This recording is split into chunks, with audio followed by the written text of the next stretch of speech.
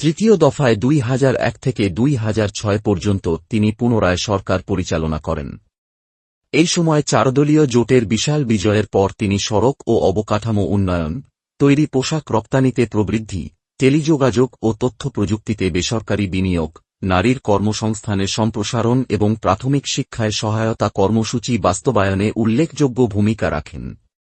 গবেষকদের মতে এ সময় অর্থনৈতিক অগ্রগতি এবং রাজনৈতিক অস্থিরতা পাশাপাশি চলেছে। বিরোধী দলে থেকেও তাঁর ভূমিকা ছিল গুরুত্বপূর্ণ। 1996 থেকে 2001 পর্যন্ত তত্ত্বাবধায়ক সরকার ব্যবস্থাকে সাংবিধানিকভাবে প্রতিষ্ঠা, নির্বাচন কমিশন সংস্কার এবং দলের পুনর্গঠনে তিনি সক্রিয় ছিলেন। পরবর্তী সময়ে মামলার মধ্যেও তিনি দলের নেতৃত্ব বজায় রাখেন এবং সরকার বিরোধী আন্দোলনে প্রতীকী নেতৃত্ব দেন। নারী নেতৃত্বের দৃষ্টিকোণ থেকে তিনি দক্ষিণ এশিয়ার অন্যতম শক্তিশালী রাজনৈতিক ব্যক্তিত্ব।